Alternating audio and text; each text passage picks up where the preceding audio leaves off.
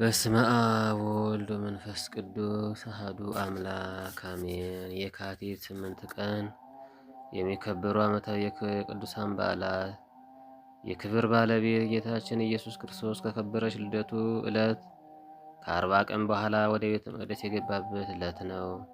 ጌታችን በ40 ቀኑ ወደ ቤተ መቅደስ ሲገባ ስለ እርሱ ትንቢት የተናገረችው ነቢይት ሐናም ዕረፍቷ ነው በዚህ ቀን። በተጨማሪም ዕለቱ ልደተ ስምዖን አረጋዊ ይባላል። እንዲሁም ከነገሥታት ወገን የነበረች ቢሆንም ዓለምን ንቃ ዋሻ ገብታ 11 ዓመት በታላቅ ተጋድሎ ስትኖር ምግቧን የሰማይ ወፎች ያመጡላት የነበረችው ቅድስት ዓመተ ክርስቶስም ዕረፍቷ ነው። ስለ መልካም ምግባራቸውና ተጋድሏቸው መልአክ መጥቶ ያመሰግናቸው፣ ምግባቸውንም ቁራዎች ያመጡላቸው ቅዳሜና እሁድ ብቻ ይመገቡ የነበሩት የደብረ ሲያቱ አቡነ ኤልያስም ዕረፍታቸው ነው። ማይለተ ጽጌን የደረሱት የደብረ ሐንታው አቡነ ገብረ ማርያም አጽማቸው ከደብረ ሊባኖስ ገዳም ወደ ደብረ ሐንታ የፈለሰበትም በዚህ ዕለት ነው። ቅባትና ጸጋ የሚባለውን ርዝራዥ ምንፍቅና በብዙ ሰማዕትነት ከሀገራችን ኢትዮጵያ ያጠፉት የሐይቁ አቡነ ብስጣውሮስም ፍልሰተ አጽማቸው የተከናወነው በዚህ ዕለት ነው። ይኸውም ሰይጣን ለመጀመሪያ ጊዜ ለጳውሎስ ሳምሳጤ ያስተማረው ክህደት ሰይጣን የሚያድርባቸው ሰዎች እየተቀባበሉ እስከ ንስጥሮስና እስከ መርቅያን ሊዮን ድረስ ከደረሰች በኋላ የሊዮን ልጅ በሆነው በአውፍንስ አማካኝነት በአጼ ሱስንዮስ ዘመን ለመጀመሪያ ጊዜ ወደ ሀገራችን ኢትዮጵያ ገባች። አባታችን ብስጣውሮስ ይህን ርዝራዥ ምንፍቅና በብዙ ሰማዕትነት ነው ከሀገራችን ኢትዮጵያ ያጠፉት። የካቲት 8 ቀን የክብር ባለቤት ጌታችን መድኃኒታችን ኢየሱስ ክርስቶስ ከከበረች ልደቱ ዕለት ከ40 ቀን በኋላ ወደ ቤተ መቅደስ ገባ። ለዚህም ምስጢር አገልጋይ የሆነው የ83 ዓመቱ ደካማው ሽማግሌው ጻድቁ ዮሴፍና የብርሃን እናቱ ክብርት እመቤታችን ተወዳጅ ልጇ ጌታችን ሆነው በእስራኤል ሕዝብ ላይ የሰራውን ሕግ ይፈጽሙት ዘንድ መስዋዕትም ሊያቀርቡ ወደ ቤተ መቅደስ መጡ። በዚህ ጊዜ ነው ስምዖን አረጋዊ ጌታችን ታቅፎ ትንቢት የተናገረው። ነቢይት ሐናም ከምኩራብ ሳትወጣ በጾም በጸሎት እግዚአብሔርን እያገለገለች ይችን ዕለት በተስፋ ትጠብቅ ነበር። የአሴር ወገን የሆነው የፋኑኤል ልጅ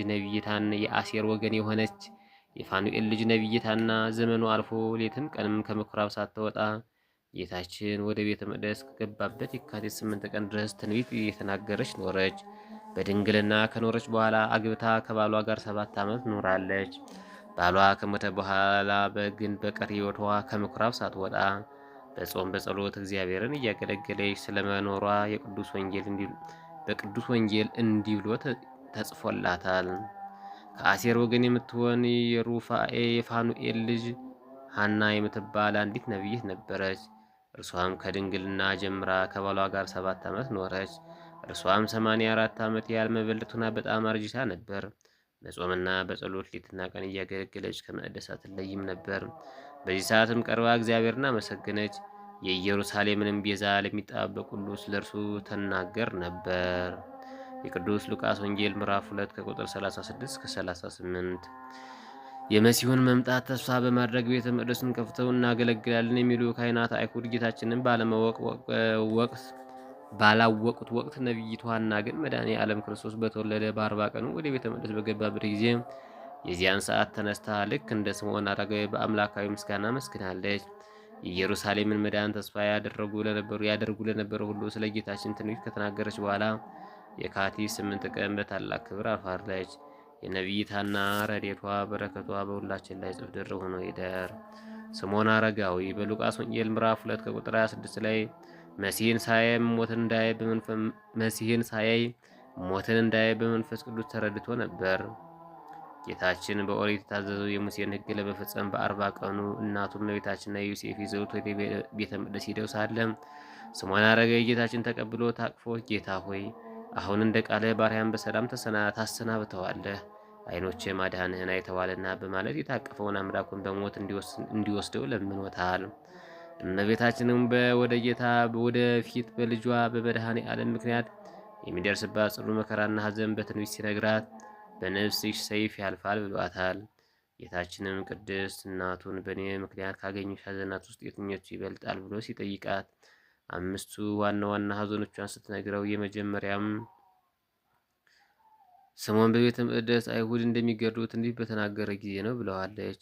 ስምዖን አረጋዊ የጌታችንን ታቅፎ ሳለ ለምን ጌታ ሆይ አሁን እንደ ቃለ ባሪያህን በሰላም ታሰናብተዋለህ ብሎ ሞቱን ለመነ ከተባለ 70 የአይሁድ ሊቃውንት የብሉይ ኪዳን መጻሕፍት ወደ ጽር ቋንቋ ሲተረጉሙ ስምዖን አረጋዊም ከእነርሱ አንዱ ነበር። ትንቢተ ኢሳይያስ እንዲተረጉም ደረሰው።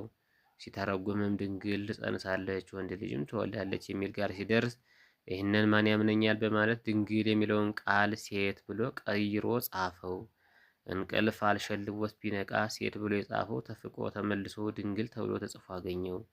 ደንግጦ አሁንም ድንግል የሚለውን ሰርዞ ሴት ብሎ ጻፈ። አሁንም ካሸለበ በኋላ ቢነቃ እንደ መጀመሪያ ተስተካክሎ ድንግል ተብሎ ተጽፎ አገኘው። ለሶስተኛ ጊዜ እንደዛው አደረገ።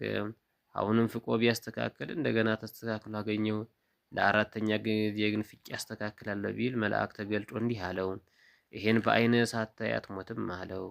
ከዚህ ጊዜ ጀምሮ ስምዖን አረጋዊ ዕድሜው እጅግ ገፍቶ እስከ 500 ዓመትም ድረስ ከአልጋ ጋር ተጣብቆ ይኖር ነበርና የድንግልን በድንግልና ጸንሳ በድንግልና መውለድ ከተረዳ በኋላ ነው ጌታ ሆይ አሁን እንደ ቃልህ ባሪያን በሰላም ታሰናብተዋለህ፣ ዓይኖችህም ማዳንህን አይተዋልና ብሎ ሞቱን የለመነው። ይኸውም በዓል ልደተ ስምዖን ተብሎ የካቲት 8 ቀን ይከበራል። የቅዱስ ስምዖን ረድኤቱ በረከቱ በሁላችን ላይ ጽፍ ድርብ ሆኖ ይደር። ቅድስት ዓመተ ክርስቶስ እናታችን። ይህች ቅድስት ከቁስጥንጥንያ ሀገር የተገኘች ታላቅ እናት ናት። ከሀገሪቱም የንጉሱ መሳፍንቶች ውስጥ አንዱን አግብታ ስትኖር ባሏ ሞተባት። ከጥቂት ቀን በኋላም ከመንግስት ታላላቆች ውስጥ አንዱ ሊያገበር በፈለገ ጊዜ ጽኑ ደዌ ያለብኝና ትንሽ ጠብቀኝ ብላ በማግስቱ ንብረቷን ሁሉ ለድሆች መጽውታ 2 አገልጋዮቿን ይዛ በሌሊት ወጥታ ሄደች። ከኮረብታ በታች በሚገኝ በአንድ ዋሻ ውስጥ ገብታ በዚያ 11 ዓመት በታላቅ ተጋድሎ ኖረች። ምግቧንም አዕዋፋት የእጽዋትን ፍሬ እያመጡላት እርሷን ከአገልጋዮቿ ጋር ትመግብ ነበር። በንጉሥ ቆስጠንጢኖስ ዘመን አንዱ መኮንን ግብር ሲሰበስብ ወደ ምስራቅ አቅጣጫ ሄዶ ወደ አንድ ገዳም ደረሰ። መነኮሳቱም በፍቅር ተቀብለው አስገቡት። ከእርሱ ጋር ሆኖ ሳለ ወፎቹ የዛፍ ፍሬን ከነቅርንጫፉ እየቆረጡ ይዘው ሲመጡ አይቶ ይህ ነገር ምን እንደሆነ መነኮሳቱን ጠየቃቸው። መነኮሳቱም ወፎቹ እንዲህ ሲያደርጉ 11 ዓመት ሞላቸው። እነርሱም ለምን እንደሆነ እንደማያውቁ ነገሩት። መኮንኑም ምናልባት በተራራ ውስጥ ለሚኖር አንድ ጻድቅ እየወሰዱለት እንደሆነ ግምቱን ሲነግራቸው በመሃል አንድ ቁራ መጥቶ የዛፉን ፍሬ ቆርጦ ሲሄድ አዩት። ከአበምኔቱም ጋር ሆነው ተከትለው ወደ የሚገባበትን አዩ። በቦታውም ደርሰው ድንጋይ ሲጥሉ በውስጥ ድምፅ ሰሙ። ከወዴት እንደሆኑ ሲጠይቋቸው እኛን ለማየት ከፈለጋችሁ ራቁታችን ስለሆን 3 ልብሶቻችን ጣሉን አሏቸው። ልብሳቸውም ከጣሉላቸው በኋላ ጭንቅ በሆነች መንገድ ተጉዘው ወደ ውስጥ ገብተው ሴቶችን እጅ ነሷቸው። አበምኔቱም ቅድስት ዓመተ ክርስቶስን እናቴና እመቤቴ ወይ ከወዴት ነሽ? ወደዚህስ አመጣጥሽ እንዴት ነው ብለው ጠየቋት። እርሷም ስራዋን ከመጀመሪያው እስከ መጨረሻው ነገረቻቸው። አበምኔቱም እናቴ ሆይ የምትፈቅጅ ከሆነ ከገዳም ምግብ ልናምጣልሽና ከእናንተ ጋር አብረን በአንድነት እንመግብ አሏት። እርሷም ወደዚህ ከመጣን ቅዱስ ቁርባንን አልተቀበልንም፣ የክርስቶስ ሥጋና ደም አምጥተን እንዲያቀብሉን ቄስ እዘዝልን አለቻቸው። እርሳቸውም ቄስ አዘዙላትና የለመነችው ተፈጽሞላት ሥጋው ደሙን ተቀበሉ። በማግስቱም ዓመተ ክርስቶስ ረዥም ጸሎትን ከጸለየች በኋላ የካቲት 8 ቀን በሰላም አረፈች። 2 አገልጋዮቿም ወዲያው ተከታትለው አረፉ። ረድኤታቸው በረከታቸው በሁላችን ላይ ጽፍ ድርብ ሆኖ ይደር፣ አሜን። አቡነ ኤልያስ ዘገዳመ ሲሃት። የሲሃት ገዳሙ አቡነ ኤልያስ አባታቸው አቅሮኒዎስ እናታቸው ማረታ ይባላሉ። ሀገራቸው ግብጽ ነው። ሲሃት ገዳም ገብተው የመነኮሱት በ14 ዓመታቸው ነው። ግብጽ ውስጥ በሚገኙ ታላላቅ ገዳማት እየዞሩ አገልግለዋል። እንደ ነቢዩ ኤልያስ ምግባቸውን ቁራ እያመጣላቸው ቅዳሜና እሁድ ብቻ ይመገቡ ነበር። በመልካም ምግባራቸው በተጋድሏቸው ጽናት መላእክት መጥተው አመስግነዋቸዋል። ነገስታት የቅድስናቸውን ዜና እያደነቁ የጎበኟቸውና በረከታቸውን የሚቀበሉ ነበር። ጻድቁ ንጉሥ ቴዎዶሲዎስ የሚያረጋጋውና በትሩፋቱ ፍጹም አረጋዊ መነኩሴ ይልኩለት ዘንድ ወደ ገዳመ ሲሃት መልእክተኞችን ላከ። አበምኔቱና መነኮሳቱም ተሰብስበው ንጉሥ ሆይ እነሆ በስራውና በትሩፋቱ ፍጹም የሆነና ነቢዩ ኤልያስን የሚመስል ጻድቅ ሰው ልከንልሃል ብለው አባ ኤልያስን ላኩለት። ንጉሡም አባ ኤልያስን በገድልህ ነቢይ ኤልያስ እንደምትመስል መነኮሳቱ የላኩ ቅዱስ ሆይ ብሎ ሰላምታ ሲሰጣቸው እሳቸው መልሰው እንዲህ አሉት። ጻድቅ ንጉሥ ሆይ ይቅርታ አድርግልኝ። ነቢይ ኤልያስ ገድሉ ብዙ ነው። ስለ ደግነቱ ምግቡን ቁራዎች ያመጡለታል።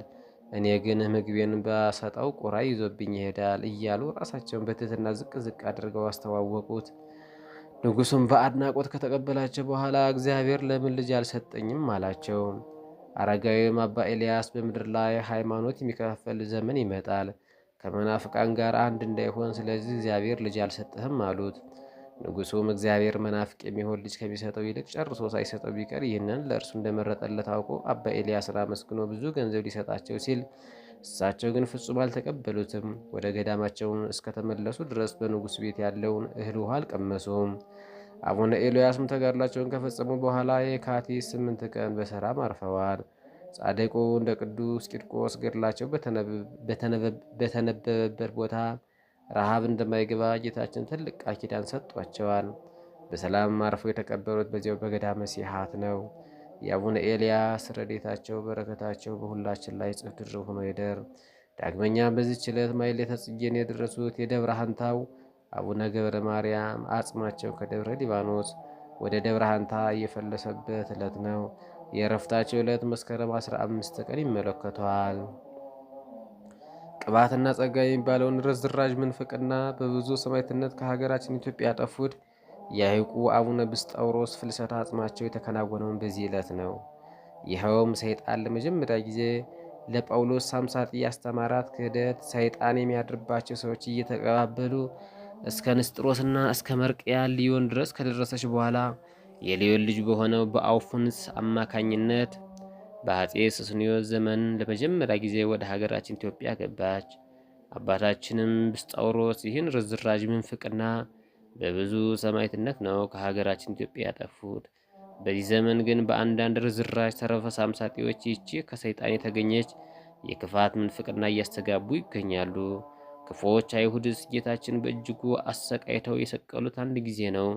ምንፍቅና ማለት ግን ክርስቶስን ዕድሜ ልክ እየሰቀሉ መኖር ነውና እነዚህ የዘመናችን ተረፈ ሳምሳጤዎች የአቡነ ብስጣውሮስ አጥንት ሆኖ የአቡነ ብስጣውሮስ አጥንት ይወጋቸዋል።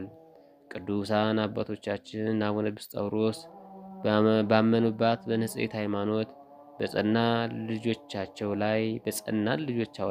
ላይ ረድኤታቸው በረከታቸው በሁላችን ላይ ጽፍ ድርብ ሆኖ ይደር። ወስብሐት ለእግዚአብሔር ወለወላዲቱ ድንግል ወለመስቀሉ ክቡር አሜን።